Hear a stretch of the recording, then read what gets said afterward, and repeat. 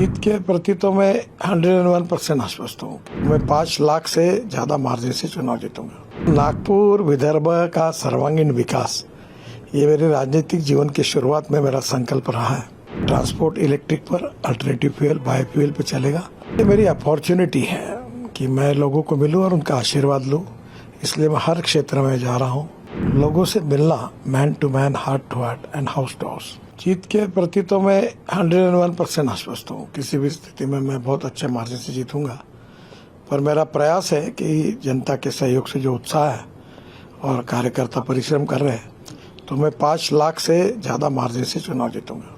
नितिन जी, आपने कहा कि पिछले 10 सालों में आपने 1 लाख करोड़ रुपए के काम किए और आप ये भी कहते हैं ये तो ट्रेलर है, पिक्चर अभी बाकी है। तो पिक्चर क्या होगा? पिक्चर तो नागपुर विदर्भ का सर्वांगीण विकास, ये मेरे राजनीतिक जीवन की शुरुआत में मेरा संकल्प रहा है। और टूरिज्म, इंडस्ट्री, आईटी, मिहान की डेवलपमेंट, नाग नदी का शुद्धिकरण, और सबसे इम्पोर्टेंट चीज है कि नागपुर शहर को जल प्रदूषण, वायु प्रदूषण और ध्वनि प्रदूषण से मुक्त करके एक ग्रीन शहर बनाने के लिए मैं कोशिश करूंगा। यहाँ का ट्रांसपोर्ट इलेक्ट्रिक पर, अल्टरनेटिव फ्यूल, बायोफ्यूल पे चलेगा। पेट्रोल डीजल का यूज नहीं के बराबर होगा। और नागपुर में विशेष रूप से अच्छे बगीचे, अच्छे खेलने के मैदान, हर मतलब विधानसभा क्षेत्र में 2 स्विमिंग टैंक, हेल्थ क्लब, और उसके साथ विशेष रूप से मैं कोशिश करूंगा कि नागपुर के युवाओं को, अभी 68,000 लोगों को मिहान में रोजगार मिला है, 1 लाख आंकड़ा मैं 1 साल के अंदर पूरा करूंगा। नितिन जी, हम देख रहे हैं कि शुरुआती दौर है प्रचार का, आप man to man reach out करने का प्रयास कर रहे हैं। देखो, ये मेरी अपॉर्चुनिटी है कि मैं लोगों को मिलूं और उनका आशीर्वाद लूं। इसलिए मैं हर क्षेत्र में जा रहा हूं, लोगों से मिल रहा हूं, उनसे बातचीत कर रहा हूं और डायलॉग कर रहा हूं। और लोगों से मिलना, man to man, heart to heart and house to house, ये मेरी कैंपेन की विशेषता। और टेक्नोलॉजी का उपयोग भी कर रहा हूँ, और कभी कभी मैसेज भी, कुछ बातें भी वहीं से उनके पास पहुँचती हैं। नितिन जी, आपने नागपुर के वोटरों से अपील की कि वो सुझाव दें ताकि आप अपना खुद का जो मैनिफेस्टो बनाएंगे। 30 तारीख तक मैंने सुझाव मांगे हैं, और जो भी लोग सुझाव देंगे उसके सबके ऊपर अध्ययन करके मैं अगली विजन अपनी डिक्लेयर करूंगा। आपका जो पहला भाषण हुआ ये प्रचार में, उसमें आपने कहा कि मैं इलेक्शन मैनेजमेंट नहीं करूंगा। इसके बगैर कैसा संभव है? इलेक्शन मैनेजमेंट नहीं करना है मुझे। आप जो समझे वो समझ लो। मैं इलेक्शन कार्यकर्ताओं के शक्ति के बाद, जैसे कार्यक्रम हुआ, 40-50 हजार लोग थे, पर एक भी गाड़ी नहीं लगाई थी, टैक्सी नहीं लगाई थी, किसी को कोई पैसे नहीं दिए थे। खुद होके लोग आए जो दिल से मेरे ऊपर, हमारे पार्टी के ऊपर, मोदी जी के ऊपर प्रेम करते हैं, तो लोगों का सहयोग लेकर काम करेंगे। नितिन जी, आप अक्सर कहते हैं कि 2024 तक खत्म होते तक भारत की सड़कें अमेरिका जैसे राजमार्ग भारत में बनेंगे, और भारतमाला 2, ये क्या पूरा कंसेप्ट है? भारतमाला 2 ये करीब 8,500 किलोमीटर है, और भारतमाला 1 में 34,000 किलोमीटर है। काफी योजनाएं मंजूर हुई है, काफी होने की है, पर देश की तकदीर बदल जाएगी। 2024 समाप्त होगा, तब नेशनल हाईवे का रोड नेटवर्क अमेरिका के बराबर होगा, ऐसा मेरा प्रयास है, और मैं इसमें निश्चित रूप से यशस्वी होऊंगा, ये मेरा विश्वास है। नितिन जी, सड़कें तो चौड़ी बन गई, लेकिन एक्सीडेंट नहीं रुक रहे, लोगों की मौतें भी हो रही। हाँ, ये बात है, इसमें नहीं कर पाए हम लोग।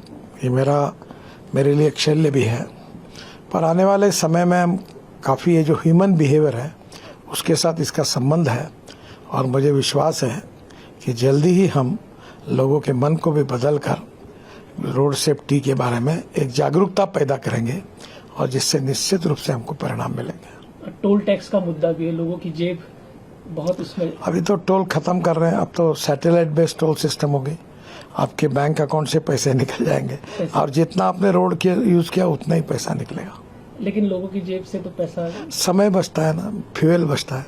अब मुंबई से पुणे आने के लिए 9 घंटे लगते थे, अब 2 घंटे में होता है, तो 7 घंटे का डीजल बचता है और समय बचता है। तो नेचुरली उसके बदले में थोड़ा बहुत देने पड़ेंगे, क्योंकि पब्लिक प्राइवेट इन्वेस्टमेंट से हम लोग कर रहे हैं, तो लोग पैसे भी वापस करने पड़ेंगे। नितिन जी, मोदी जी अक्सर 5 ट्रिलियन इकोनॉमी की बात करते हैं, आपके डिपार्टमेंट का क्या योगदान उसमें होगा? हमारे डिपार्टमेंट का योगदान महत्वपूर्ण होगा, और वर्ल्ड स्टैंडर्ड के नेशनल हाईवे हम बनाएंगे, ये हमने संकल्प किया, और उसके आधार पर काफी काम भी किया है। नितिन जी, हम लोग आए दिन देख रहे हैं कि विपक्षी नेताओं पर एक्शन हो रहे, धड़ाधड़ एक्शन हो रहे। ईडी को इतना एक्टिव इसके पहले कभी नहीं देखा गया। देखो, एजेंसी अपना कानूनी काम करती है, इसका सरकार से और नेताओं से और मंत्रियों से, प्रधानमंत्री से कोई संबंध नहीं है। लेकिन इतना फास्ट एक्शन होना विपक्ष को एकजुट नहीं करेगा ये सब? नहीं, ऐसा जो कानून अपना काम करता है। नितिन जी, 400 पार का नारा है बीजेपी का, ये कैसे पूरा होगा? हम निश्चित रूप से 400 से ज्यादा सीटें एनडीए विजयी होगी, ये मेरा विश्वास है। और पूरे देश का माहौल है कि देश का भविष्य बदलने के लिए गांव, गरीब, मजदूर, किसान का अगर कोई कल्याण कर सकते हैं तो मोदी जी के नेतृत्व में भारतीय जनता पार्टी की सरकार कर सकती है। ये विश्वास लोगों में जगा है और निश्चित रूप से इसमें हमको सफलता मिलेगी। लेकिन 400 पार की जब बात आती है तब वो हेगड़े का बयान भी याद आता है कि हमें 400 पार इसलिए चाहिए कि हमें संविधान बदलना है। नहीं, संविधान बदलने का कोई सवाल नहीं उठता। हमको संविधान बदलना नहीं है। हमको निश्चित रूप से हम संविधान की रक्षा करेंगे। कांग्रेस के राज में कांग्रेस को जब सत्ता दी 80 बार संविधान को तोड़ा है। हम संविधान का सम्मान करते हैं और संविधान बदलने का सवाल नहीं उठता। इलेक्ट्रॉल बॉन्ड का मुद्दा इन दिनों काफी चर्चा में है। क्या इसमें चंदा लेने की जो सिस्टम है इसमें कुछ ट्रांसपेरेंसी नहीं होनी चाहिए? पूरी ट्रांसपेरेंसी है। इसी के लिए हमने इलेक्ट्रल बॉन्ड निकाले थे, और ताकि लोगों के पास, पार्टी के पास, देखो पैसा तो लगता ही है, पैसे के बिना तो कोई नाटक नहीं हो सकता। तो पैसा संरक्षित मार्ग से, ट्रांसपेरेंसी से आए, इस भाव से इलेक्ट्रल बॉन्ड की रचना की थी। अब सुप्रीम कोर्ट में मैटर है। सुप्रीम कोर्ट और सभी पार्टी के विचारों के साथ फिर नया कुछ आता है तो जरूर सोचेंगे।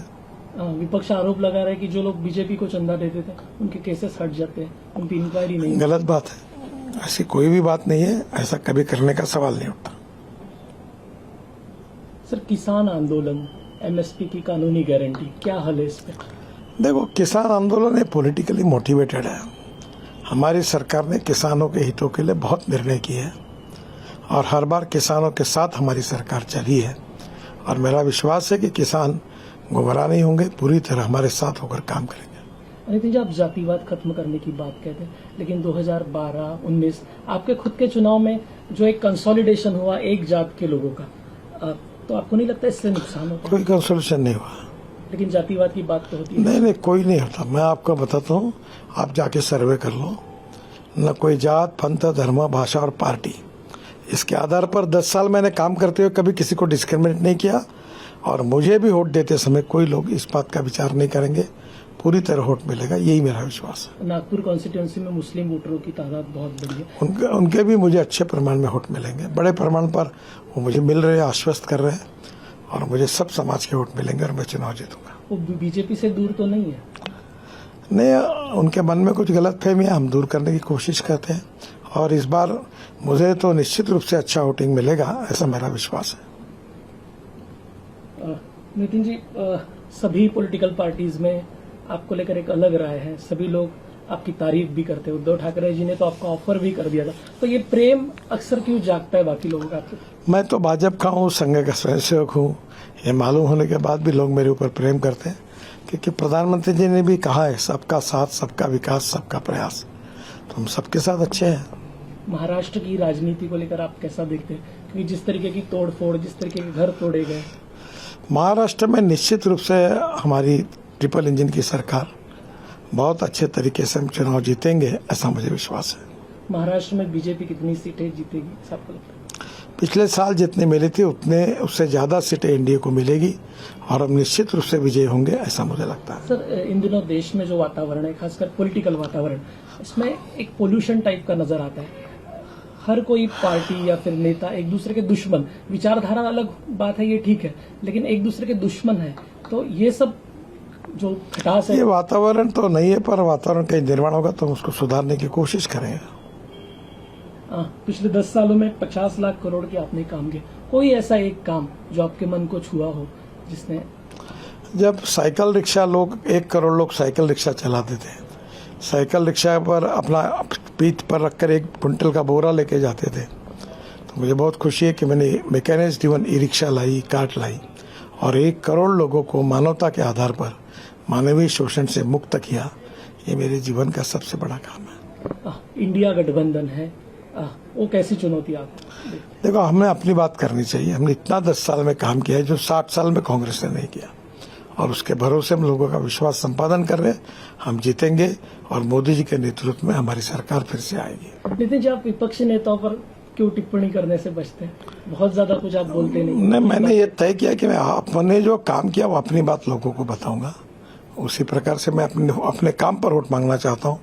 दूसरों को नीचे दिखाकर टीका टिप्पणी करके मैं नहीं करना चाहता। एक अंतिम सवाल, आज बीजेपी जिस पायदान पर खड़ी है, पिछले जब से आपने राजनीति शुरू की, पिछले इतने सालों का संघर्ष आप कैसा देखते हैं और आज इस पायदान पर? देखो, आज जिन कार्यकर्ताओं ने, जब हमें प्रतिकूलता थी, सम्मान नहीं था, सपोर्ट नहीं था, तब जिन लोगों ने अपना जीवन पार्टी के लिए दिया है, बलिदान किया है, उनको हम कभी भूल नहीं सकते।